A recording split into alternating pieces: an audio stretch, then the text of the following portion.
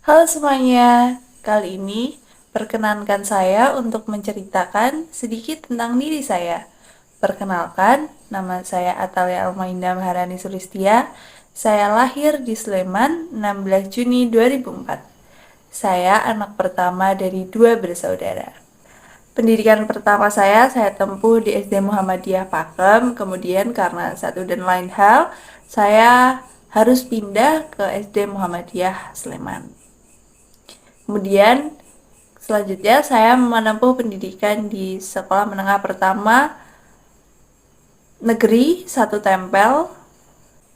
Kemudian saya menempuh pendidikan sekolah menengah atas di SMA Negeri Satu Turi. Dan sekarang saya menempuh pendidikan di Universitas Sanata Dharma, program studi Pendidikan Bahasa dan Sastra Indonesia. Jika ditanya alasan saya memasuki program studi ini karena saya menyadari bahwa dari awal passion saya ada di bahasa. Awalnya saya bimbang karena harus memilih antara bahasa Inggris atau bahasa Indonesia. Namun setelah banyak pertimbangan saya akhirnya memilih bahasa Indonesia. Kemudian dalam diri saya pastinya ada kelebihan dan kekurangan.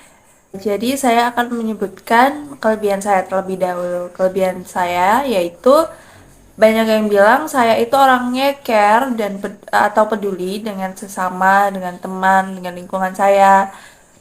Dan saya akui memang saya lebih mementingkan teman-teman saya ketika teman-teman saya meminta tolong.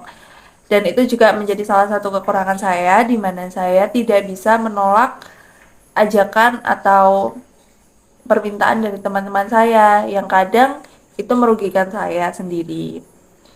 Nah, di balik kelebihan dan kekurangan yang saya punya, di situ saya dapat mengambil hikmah bahwa tidak semua permintaan orang kita bisa bantu atau kita bisa mengiyakan karena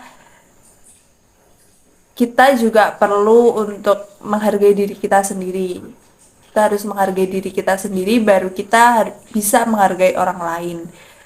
Dan begitu juga dengan kita harus bisa menyelesaikan apa yang ada dalam diri kita dulu baru kita dapat menyelesaikan masalah orang lain. Ya, mungkin itu saja sedikit tentang diri saya. Kurang lebihnya saya mohon maaf. Terima kasih dan dadah. Halo adik-adik. Kali ini kakak akan menceritakan tentang serigala dan pengembara. Diceritakan hiduplah seekor anak gembala yang mengabdi pada saudagar kaya. Tugas anak ini adalah merawat dan menjaga domba-domba yang dimiliki oleh si saudagar kaya tadi.